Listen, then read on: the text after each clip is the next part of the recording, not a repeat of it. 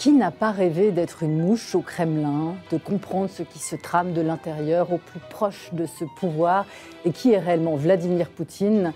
Eh bien, la baguette magique, la voici. Lisez Le Mage du Kremlin et vous y serez. Le Mage du Kremlin, prix Goncourt, peut-être demain, d'ores et déjà Grand Prix de l'Académie française. Et nous avons le bonheur ce soir de recevoir l'auteur Giuliano da Empoli, lui-même homme d'influence, ancien conseiller politique de Matteo Renzi, fondateur du think tank italien Volta. Giuliano da Empoli qui s'est fondu à travers ce document fiction dans l'esprit, dans le cerveau de son alter ego auprès de Vladimir Poutine, Vladislas Surkov, alias Vadim Baranov, le Raspoutine de Poutine, le conseiller du tsar, comme le nomme da Empoli, celui qui a contribué à construire la puissance poutinienne, de la guerre en Tchétchénie à la crise ukrainienne, en passant par les JO de Sochi, a semé un peu partout le chaos et la tempête, avant de finir lui-même par jeter l'éponge. Et la tempête, évidemment, on y est aujourd'hui en plein. Alors, erreur, pas erreur, qui va survivre et comment s'en sortir? Que dirait Baranov, Surkov de tout ça? Eh bien, c'est ce que nous allons demander ce soir à son marionnettiste dans Le Point. Et bienvenue à toutes et tous sur Les Monts Bleus.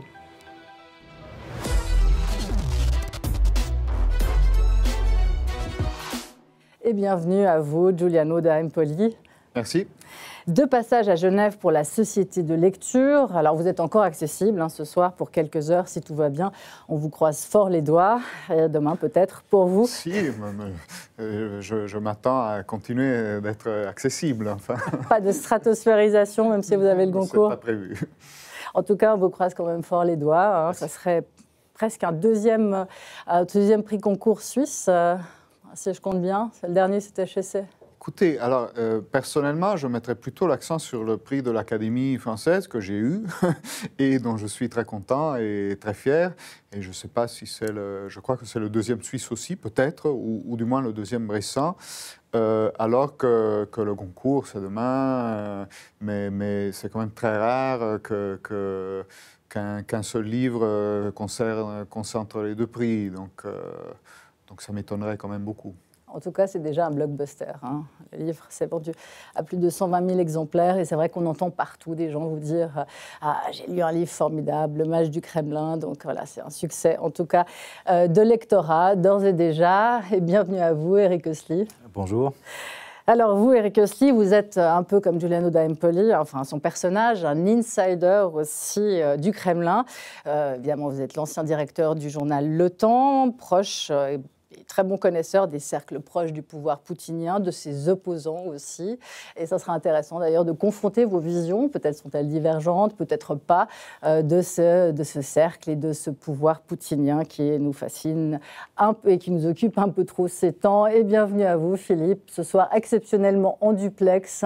On se réjouit beaucoup ces derniers temps de voir la Russie reculer sur le front ukrainien. On thématise beaucoup autour de l'archi-faiblesse de son armée et les erreurs de Vladimir Poutine. Mais est-ce qu'on a vraiment la bonne vue quand on pense justement aux dernières frappes, au blocus des céréales, à Nord Stream 2, à tous les sabotages divers et variés qui se multiplient en Europe? Est-ce que vraiment Vladimir Poutine est en train de perdre cette guerre? Et d'ailleurs, quelle guerre mène-t-il, Giuliano da Empoli? Écoutez, je pense que Poutine, effectivement, a fait une très grosse erreur de calcul au début, parce qu'il pensait pouvoir imposer son ordre à l'Ukraine. Donc, il pensait assez rapidement arriver à Kiev, renverser le régime de Zelensky, imposer une marionnette qui serait beaucoup plus souple par rapport à la Russie et tout ça. Donc ce plan-là, évidemment, n'a pas réussi et n'est pas prêt d'aboutir. Après, qui ne peut pas imposer son ordre a la possibilité d'essayer d'imposer le chaos. Et on voit bien dans l'attitude de Poutine, de l'armée russe, donc, qui suit plus ou moins ses ordres, même si elle l'a beaucoup déçu, effectivement, au cours des derniers mois. On voit bien que cette stratégie du chaos, elle est implantée dès le début. Vous avez parlé voilà, des attaques, par exemple, au secteur agricole et un peu de toute la stratégie en général de frappe qui touche les civils, qui ont l'objectif de semer la panique. Et ça s'intensifie aujourd'hui. On voit avec des frappes de plus en plus ciblées sur les infrastructures énergétiques pour que l'Ukraine ne dispose pas à la population d'électricité et de chauffage cet hiver. Et donc, malheureusement, je pense que, au contraire de ce qui est notre cas, nous sommes habitués à l'ordre. Nous avons, en Europe et en Occident, nous sommes très bons dans des situations qui sont claires. Et alors que Poutine est très à l'aise dans le chaos et dans des situations chaotiques depuis longtemps. Est-ce que c'est même pas une stratégie de guerre, hein, parce que là, alors, on remonte à quelques années, justement, avant les accords de Minsk. Hein, votre personnage se trouve dans les territoires ukrainiens occupés, ou en phase de l'être par les nationalistes pro-russes. Et il dit justement à un des dirigeants nationalistes, justement, ici, notre objectif n'est pas la conquête, c'est le chaos. Hein, tout le monde doit voir que la révolution orange a précipité l'Ukraine dans l'anarchie. Quand on commet l'erreur de se confier aux Occidentaux, cela finit ainsi. Ceux-ci te laissent tomber à la première difficulté et tu restes tout seul face à un pays détruit. Il dit aussi, justement, la conquête, c'est pas notre but. Le but, c'est le chaos. Eric Hössli, justement, cette vision-là de la stratégie poutinienne, vous en pensez quoi ? Ouais, je pense qu'il y a évidemment de nombreuses réalités dans ce conflit, dans le sens où il y a des intérêts qui sont assez variés de part et d'autre du front. Par exemple, je pense de simplement confondre l'intérêt de la région du Donbass et des russophones de cette région, qui eux-mêmes sont d'ailleurs partagés, ce n'est pas du tout un ensemble homogène, et les confondre avec la vision ou la politique du Kremlin, c'est déjà une erreur. Ça a été une erreur c'est une erreur de le faire, parce que pendant 8 ans, ces républiques autoproclamées n'ont pas cessé de chercher à obtenir une intégration russe que le Kremlin, jusqu'à cette année, a refusée. Moi, je me souviens très bien de discussions, on va dire, avec les lobbyistes du Donbass qui crachaient sur le Kremlin, sur Poutine. Il ne nous écoute pas, il ne veut pas nous entendre, il ne se rend pas compte de ce qui se passe, etc., etc. Et je pense qu'effectivement, il faut bien distinguer les intérêts et les stratégies des uns et des autres dans cette crise du Donbass. Le Kremlin suit ses intérêts à lui. Et effectivement, je pense que c'est assez juste de dire que disons, un chaos maintenu dans cette région qui empêche finalement l'Ukraine, d'une part, de suivre des processus d'adhésion, on va dire, assez classiques à l'OTAN, ou simplement d'avoir finalement un fonctionnement interne assez serein, font partie de la stratégie du Kremlin. Alors ça, depuis longtemps. C'est-à-dire que pour eux, pour le Kremlin, jusqu'à cette année, il était plus important d'avoir des pions en Ukraine pour essayer d'empêcher l'Ukraine d'attenter, dans la vision du Kremlin, à sa propre sécurité, que finalement de venir au secours réel de ces populations minoritaires qui ont effectivement un problème avec Kiev. Donc là, on a des choses assez différentes et ben voilà, ce qu'on a vu, c'est que cette stratégie du Kremlin n'a pas cessé d'évoluer jusqu'au pire. Voilà.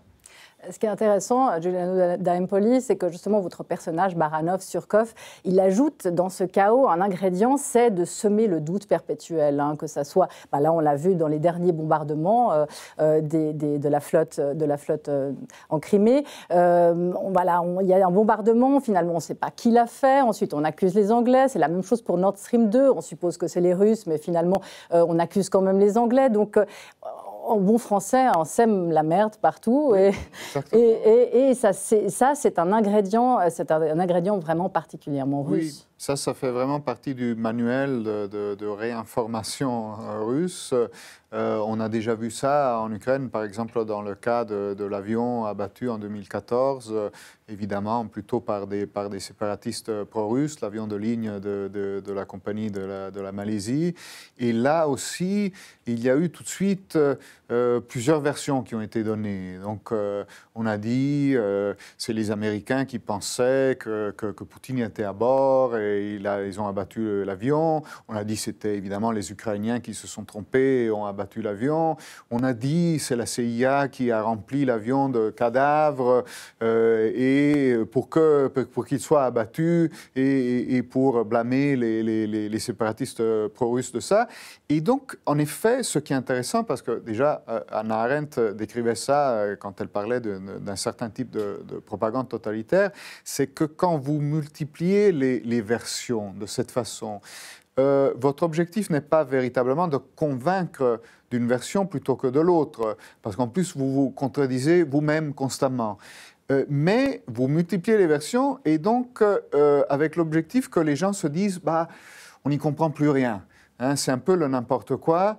Et de toute façon, on ne saura jamais véritablement ce qui s'est passé. Il n'y a pas de vérité. Il y a toute une série de versions tout à fait contradictoires. Et donc, on ne croit plus à rien.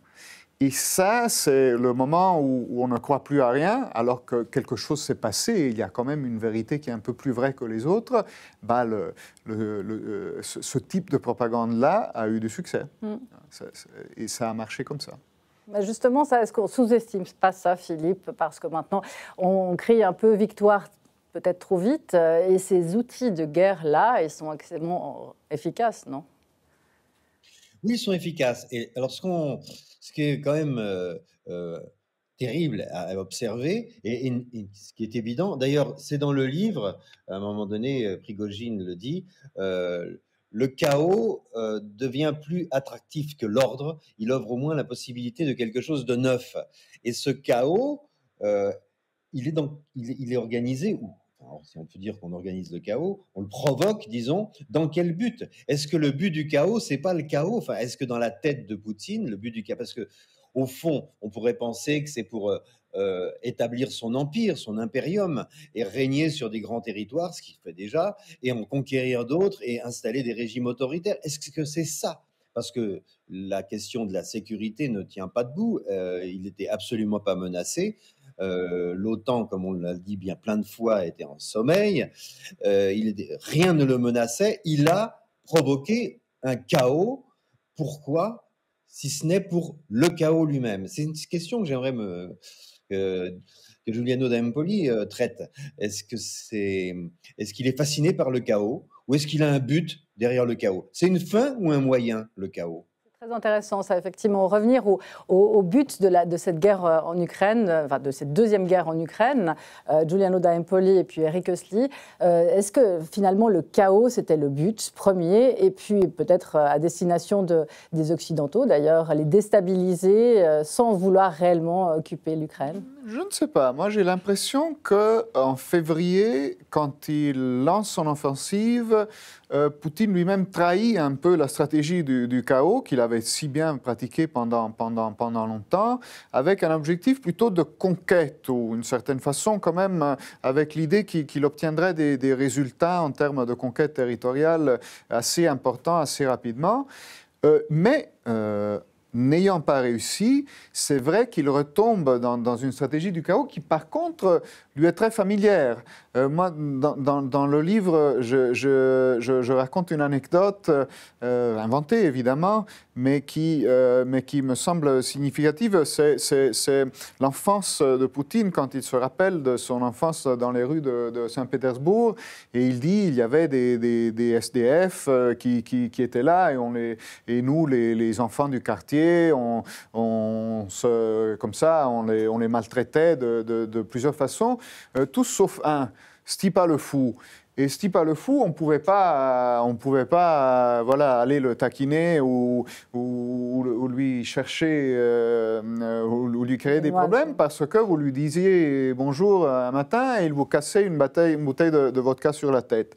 Et donc, mon Poutine en tire la conclusion que quand vous êtes faible, la seule façon de faire peur est donc d'inculquer du respect à quelqu'un qui est plus fort, comme est plus fort évidemment l'OTAN et ce qu'ils appellent l'Occident collectif face à la Russie, c'est d'être imprévisible, c'est de semer le chaos, c'est d'être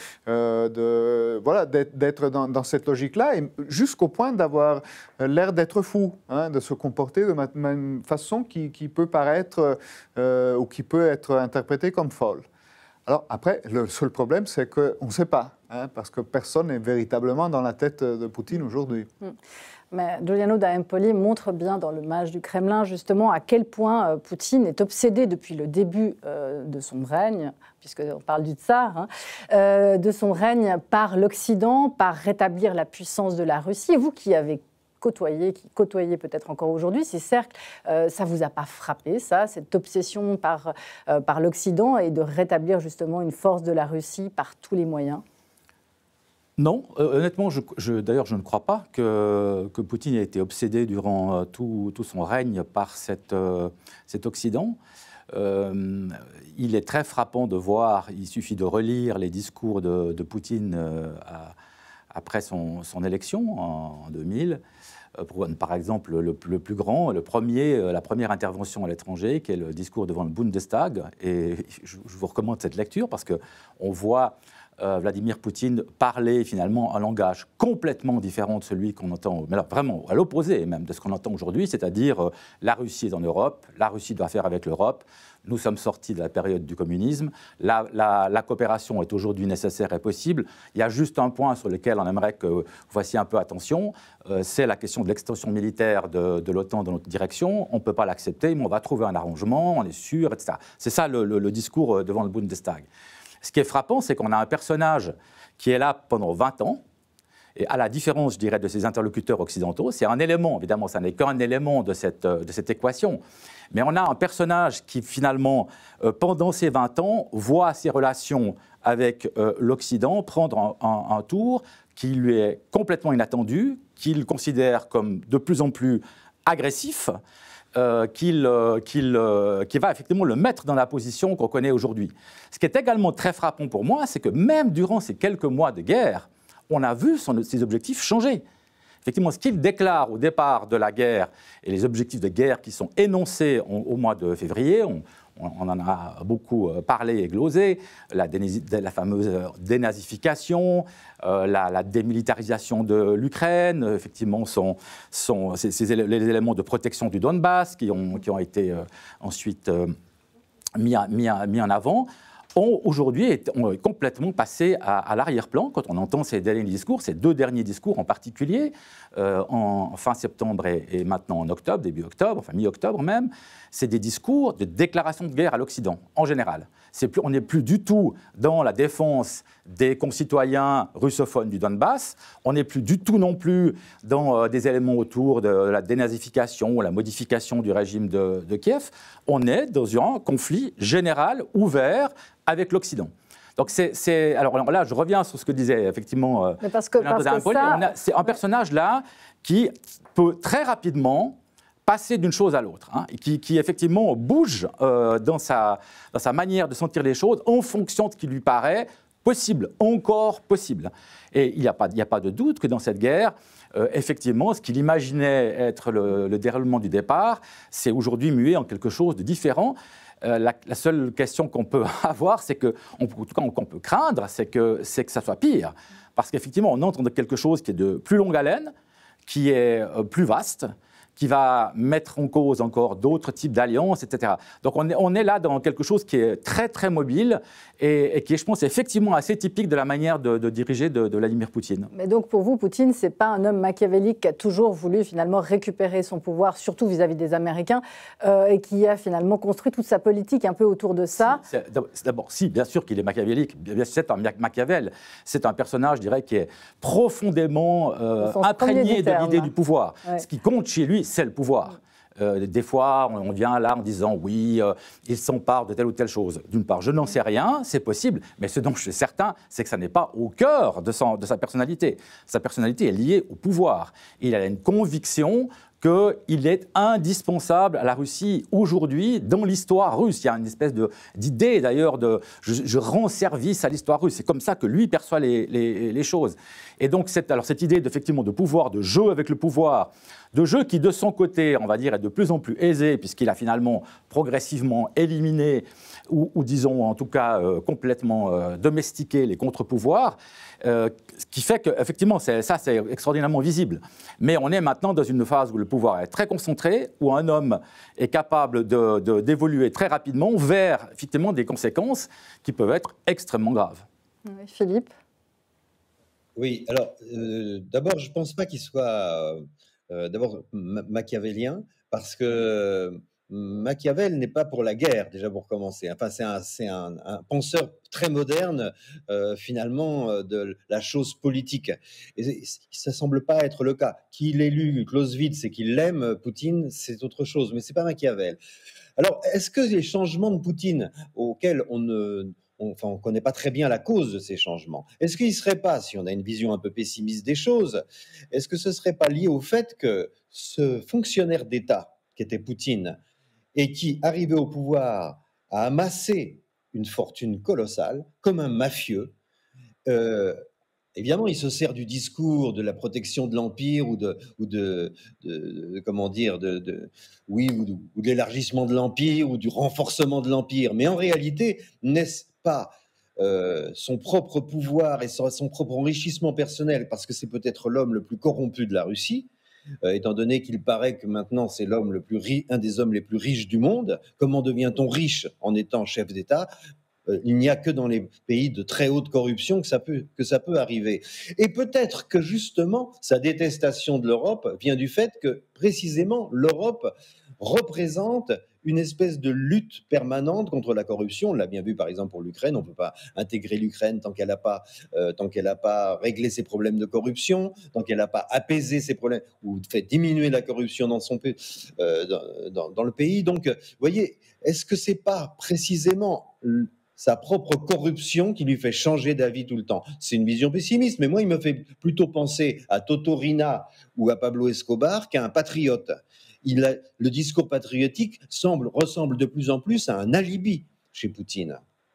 Julien Empoli, justement, immense opportuniste, Vladimir Poutine, ou un vrai idéologue convaincu? Non, moi je partage tout à fait l'idée que Poutine est un homme de pouvoir, comme peut l'être d'ailleurs un chef mafieux, parce qu'en effet, si vous lisez cette sorte, il y a une collection de messages que Totorina envoyait, donc le chef de la mafia en cavale pendant de longues années, envoyait ce tout petit taudis où il était caché, envoyait ses ordres, et c'est un peu la même logique, effectivement, mais encore une fois, c'est l'animal de pouvoir. Qui, au fond, est un peu le même dans toutes les situations, qui a des pulsions et qui utilise, en effet, les idées de façon purement instrumentale. Donc, il va très facilement pouvoir glisser d'une posture à une autre, et c'est pour ça que toutes ces reconstructions d'idéologues de Poutine qui seraient dans sa tête, l'un plutôt que l'autre, des intellectuels, à mon avis, c'est assez inimaginable, parce que lui, il suit une logique de pouvoir. Par rapport à l'argent, aucun doute que ce soit un processus d'enrichissement monstrueux. Après, je ne sais pas quelle est la logique, je ne sais pas s'il conçoit l'argent aussi, au fond, comme un instrument de pouvoir, parce que ça l'est, hein, et à cette dimension-là, et on voit bien que les gens qui travaillent avec lui et qui se sont enrichis grâce à lui sont souvent forcés d'investir leur argent pour des objectifs politiques aussi, pour corrompre des gens en Occident, pour acheter des gens, pour monter des armées privées ou des armées de trolls et tout ça. Donc, est-ce qu'il conçoit l'argent comme un instrument de pouvoir aussi, ou est-ce qu'il veut le pouvoir pour pouvoir accumuler plus d'argent? Je ne sais pas. Encore une fois, difficile de le dire, mais aucun doute sur le fait que son moteur primaire soit celui-ci. Et vous savez, c'est un peu aussi l'approche que j'ai utilisée pour décrire son parcours dans mon livre. Elias Canetti, dans Masse et pouvoir, très, très, très grand livre justement sur les masses et le pouvoir, parle de l'homme de pouvoir comme quelqu'un qui veut survivre. C'est surtout quelqu'un qui veut survivre à tout le monde, qui voudrait survivre pendant toujours. Et évidemment, à son extrémité, ça devient quelqu'un qui veut tuer tout le monde. Parce que si vous voulez survivre et vous suivez cette logique-là, au bout de la logique, vous ne tuez pas que vos ennemis, mais vous tuez aussi vos propres conseillers jusqu'au moment où vous restez seul.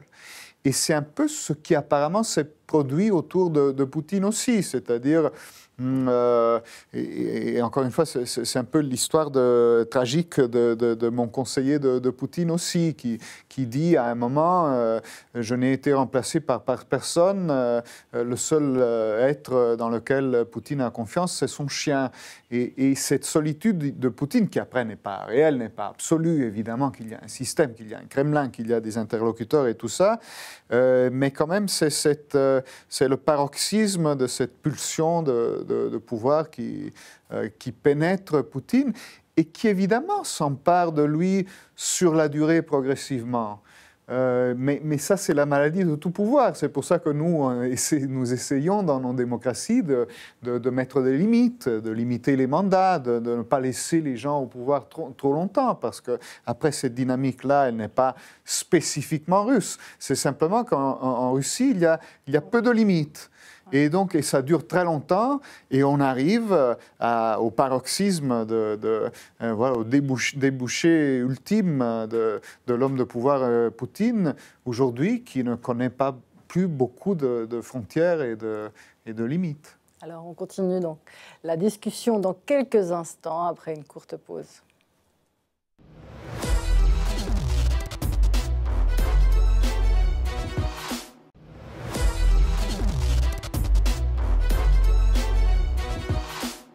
Le point de retour avec Giuliano da Empoli et le mage du Kremlin, peut-être demain, Prégoncourt, on croise les doigts et on verra. Et Eric Hössli, ancien directeur du Temps, deux insiders donc pour parler du pouvoir poutinien et confronter leur vision de... Ça va un peu loin. Ouais, cassez pas la vente. Et Philippe Val, bien sûr. Et donc, on était en train de parler de la personnalité de Vladimir Poutine, est-ce qu'il est mafieux? Est-ce qu'il est un grand idéologue? Est-ce qu'il ne sait plus où il est aujourd'hui? Ce qui est impressionnant aussi, c'est de voir la fascination qu'on a, et encore aujourd'hui, chez nous, pour cette personnalité. Giuliano da Empoli, est-ce que ça vous frappe? Qu'est-ce qui fascine tant les gens en Occident? Je crois, en partie, c'est ce qui a fasciné les Russes aussi, c'est-à-dire il y a un élément de verticalité dans l'approche de Poutine, c'est-à-dire par rapport à la politique telle qu'elle se conçoit normalement, un peu chaotique, avec des personnalités comme ça qui s'affrontent. Il y a quelqu'un qui est dans cette posture d'autorité, et ça a fasciné les Russes à la sortie du chaos des années 90. Mais ça attire aussi des gens dans nos sociétés qui ont l'impression que l'autorité n'existe plus, que le pouvoir ne s'exerce plus, que les décideurs publics n'ont plus suffisamment justement de hauteur. Et donc cette attitude-là, je pense qu'elle joue pour beaucoup. Puis il y a un côté idéologique là du coup, et c'est une idéologie dont Poutine se sert, donc d'être un peu le protecteur des valeurs. Lui, il considère, ou du moins il dit, que c'est lui qui représente les valeurs européennes traditionnelles face à la décadence morale de l'Occident, et donc les valeurs liées à la foi, liées à la famille traditionnelle. Tout ça, c'est quelque chose qui est devenu de plus en plus important dans son discours, parce qu'il est vrai que quand il arrive, 99, 2000, il n'y a pas tellement de ça. Mais ça bascule progressivement après la première révolution orange en Ukraine, et surtout au moment où il veut revenir au pouvoir après avoir cédé son sceptre pendant 4 ans à Medvedev, qui était donc un tout petit peu, disons, c'était quelqu'un qu'il contrôlait parfaitement, mais il fallait quand même revenir. Et là, la bourgeoisie de Moscou et de Saint-Pétersbourg, plus moderne, plus tournée vers l'Occident, se révolte contre lui. Et donc là, il y a quelque chose qui se passe, effectivement. Et Poutine durcit et change son discours de valeur, et il revient beaucoup plus vers la tradition. Et ça parle à beaucoup de gens en Europe et en Occident aussi. il y a cette capacité aussi de jouer sur beaucoup de tableaux. Donc, il va jouer par contre dans les pays en voie de développement, enfin qu'on appelait en voie de développement, il va jouer plutôt sur ce côté anti-impérialiste, sur l'anti-américanisme évidemment, sur le rejet de ce qu'il appelle un ordre et un monde unipolaire qui serait simplement gouverné par les États-Unis. Il y a beaucoup de registres dans la palette de communication de Poutine vers l'extérieur. Ouais. Vous avez pu être enthousiaste parfois, Éric Oeslip, à propos de Vladimir Poutine. Est-ce que vous êtes senti trahi justement par la ligne qu'il a adoptée depuis, par cette justement obsession aujourd'hui pour sa haine pour l'Occident, pour sa défense des valeurs extrêmement conservatrices ? Je ne me souviens pas avoir été enthousiaste de Vladimir Poutine, que j'observe avec intérêt, effectivement, et en essayant précisément de comprendre l'évolution de ce personnage, parce qu'il a effectivement été libéral. Il a été libéral. Il faut se souvenir tout de même que le début de sa carrière politique, on la ramène toujours au KGB. Il a certainement été un officier du KGB, relativement modeste, dans une fonction qu'il était encore davantage. Mais ensuite, l'entrée en politique se fait comme conseiller du numéro 1 du camp libéral, pro-européen. Donc on n'est pas du tout dans un personnage qui s'est installé immédiatement dans une posture anti-occidentale, anti-européenne, etc., comme je l'ai dit tout à l'heure. Alors après, quelle est l'évolution ? Moi, j'ai tendance à penser que quand on observe les choses, et matériellement, factuellement, comme souvent, finalement, dans une relation, dans cette relation avec l'Occident, on voit des responsabilités qui sont partagées.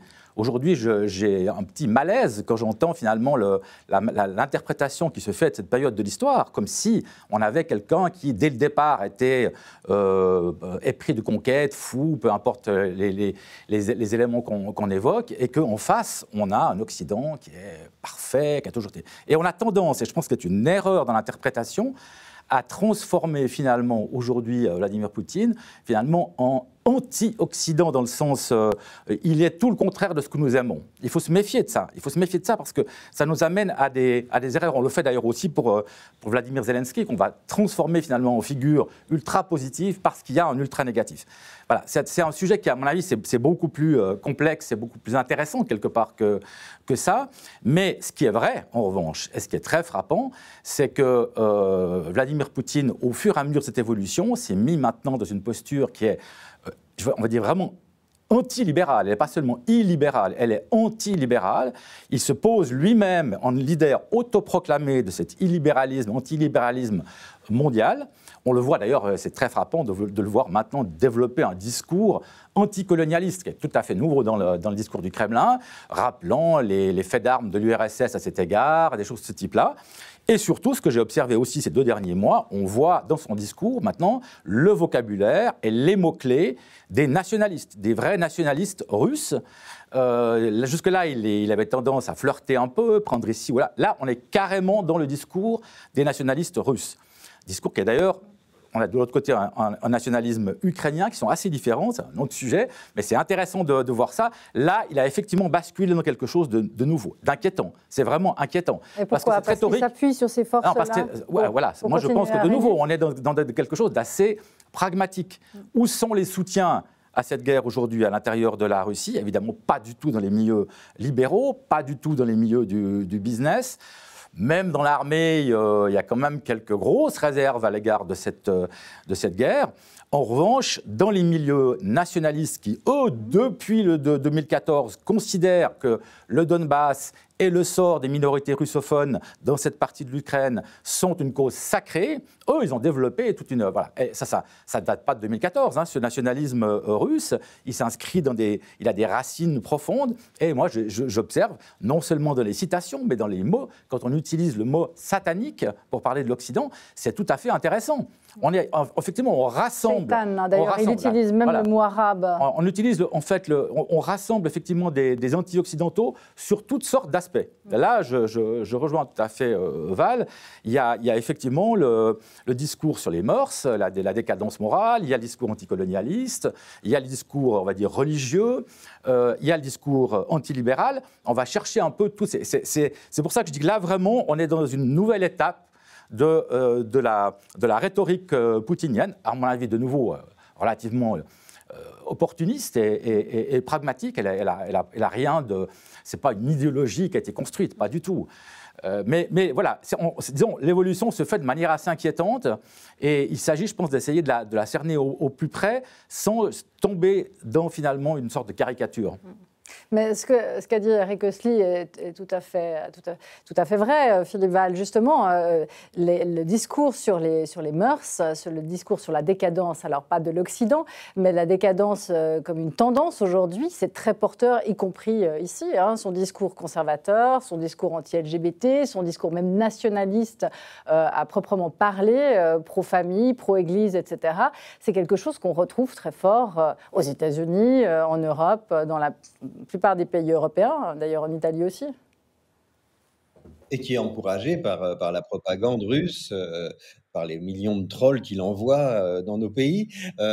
Alors, il y a quelque chose quand même qui est un signe, qui ne trompe pas, à mon avis, c'est que toutes ces valeurs qu'il prétend défendre, etc., et notamment son discours récent anticolonialiste, ça repose sur quelque chose qu'on observe toujours. Quand le pouvoir vertical se renforce, et quand le pouvoir vertical se renforce, plus il se renforce, plus il est menacé, plus il se sent menacé et plus il est paranoïaque.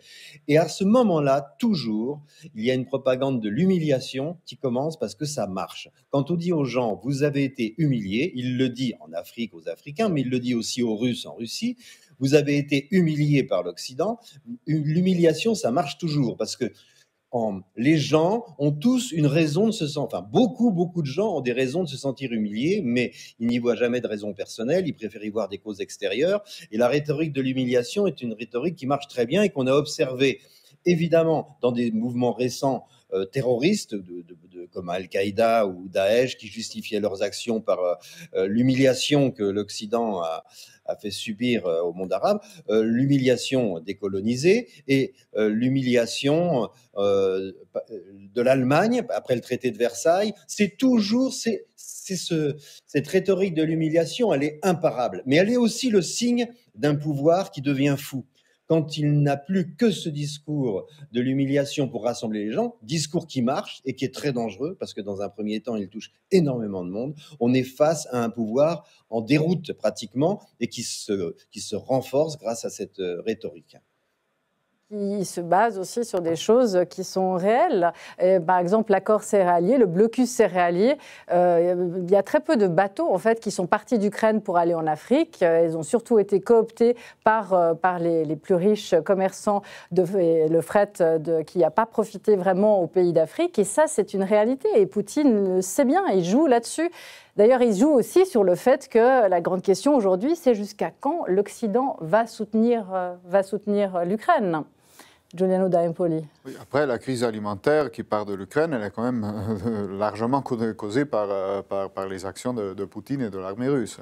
Mais alors, ça, c'est un autre élément d'ailleurs de fascination par rapport à Poutine, c'est la durée. Non, il s'inscrit dans quelque chose qui est le long terme, alors qu'on dit les hommes politiques, ils sont là, ils pensent toujours au jour d'après, aux tweets qu'ils vont faire le matin même, et l'horizon se rétrécit.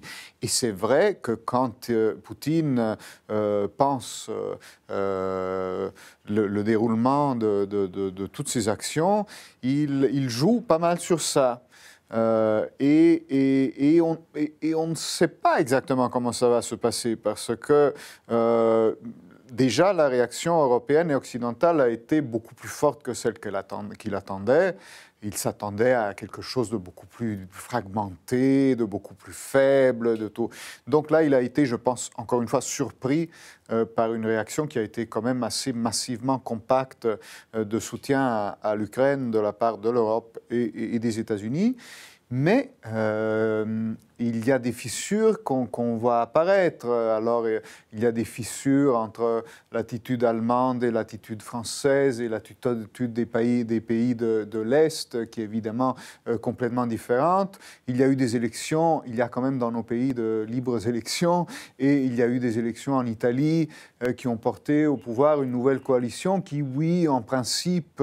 Pour l'instant, Giorgia Meloni a par la justement solidarité atlantique, mais après, si on regarde dans cette coalition, il y a quand même plutôt des membres qui offrent des bouteilles de vin à Vladimir Poutine, comme Berlusconi. Des paquets de boissons avec Poutine, et d'autres qui ont reçu, par contre, des financements importants de Poutine.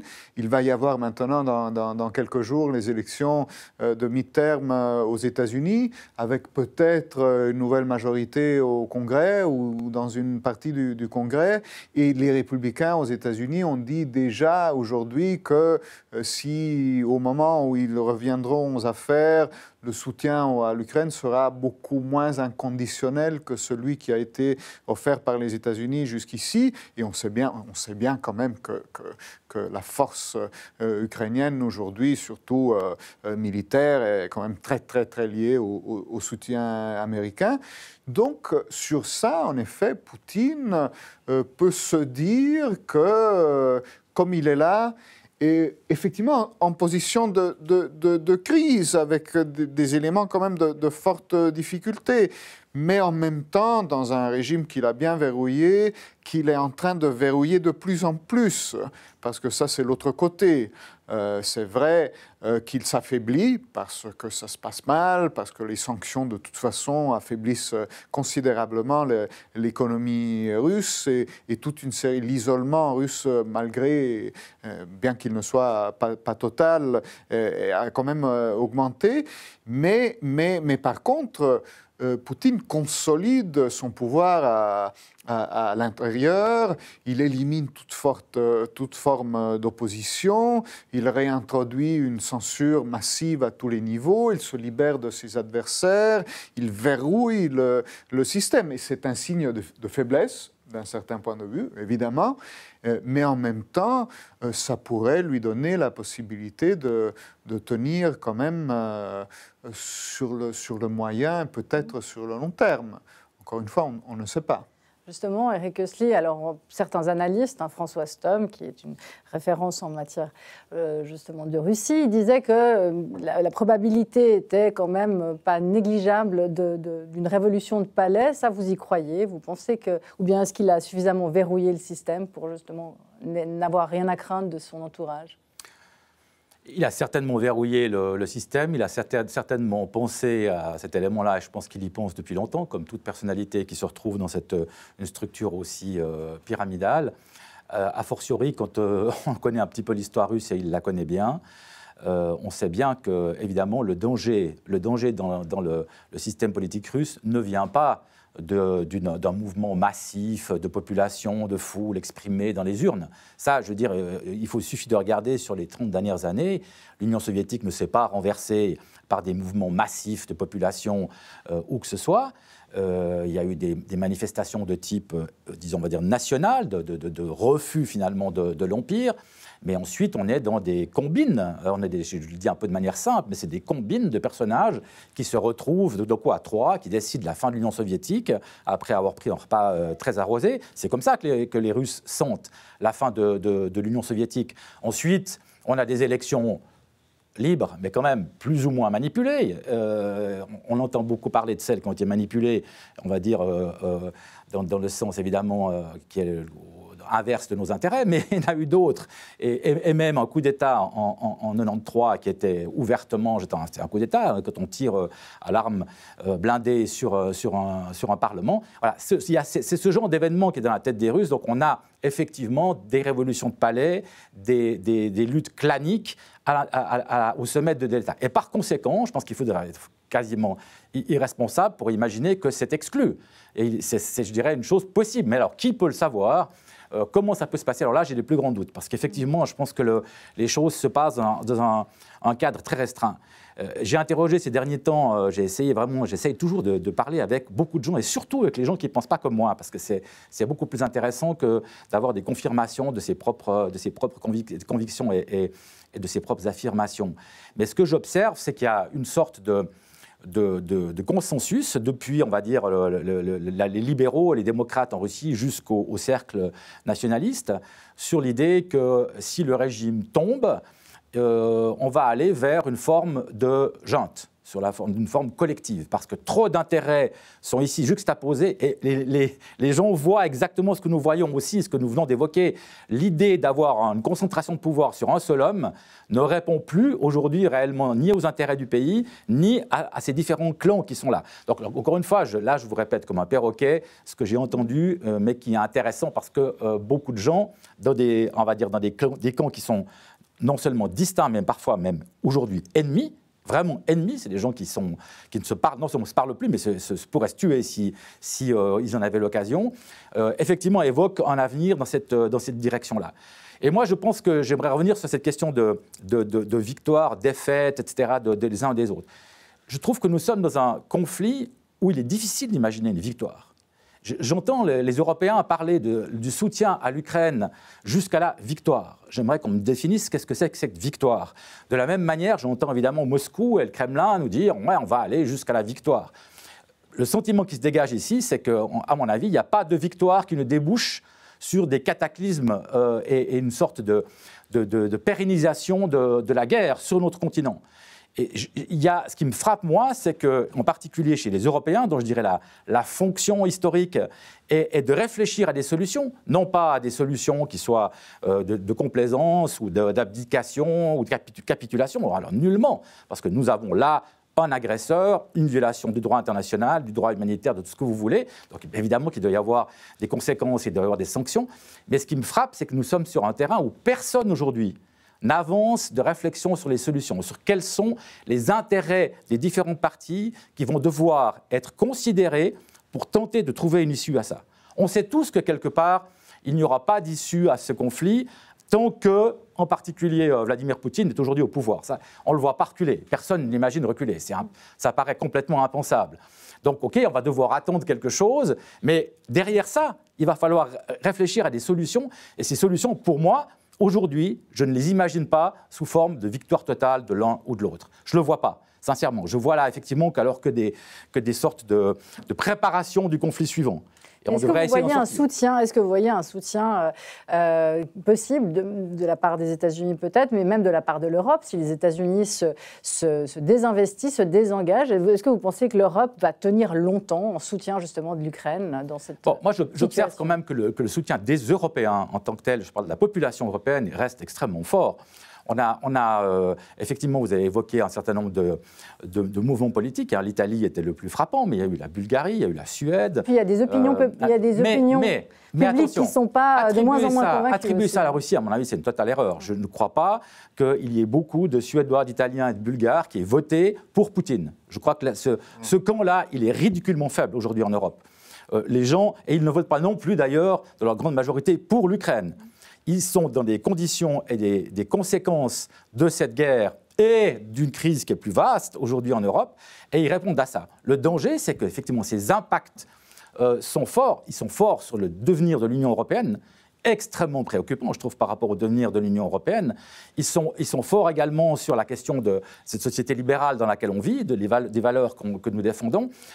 Et on voit effectivement des négociations internes dans chaque pays où finalement, un des aspects de la négociation peut être la politique extérieure.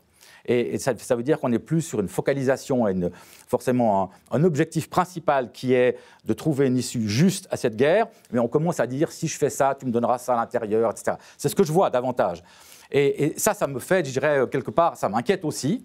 Mais je suis un peu plus optimiste sur le soutien aux Ukrainiens eux-mêmes, parce que je pense qu'il y a une perception générale de victimes évidentes de cette agression qu'on doit soutenir.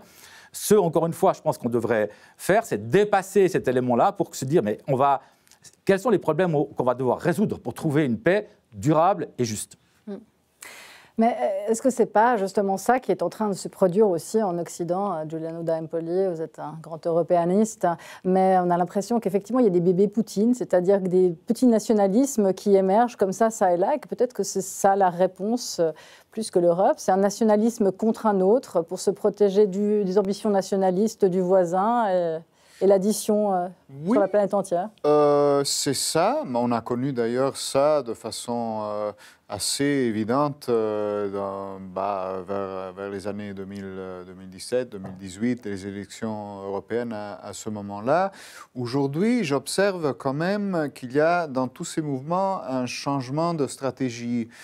C'est-à-dire que, vu la réaction européenne face à la pandémie d'abord et face aujourd'hui à la guerre en Ukraine, même les nationalistes et ceux qui étaient, les mouvements qui étaient jusqu'à il y a quelques années dubitatifs sur l'appartenance européenne, qui étaient plutôt pour la sortie soit de l'euro, soit de l'Union européenne tout court, eh bien aujourd'hui, ces mouvements, en général, en Europe, ils ne disent plus ça.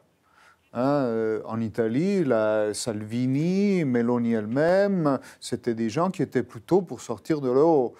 Aujourd'hui, ils ont gagné les élections sur un discours très nationaliste, effectivement, très identitaire, très illibéral, même sur le plan intérieur.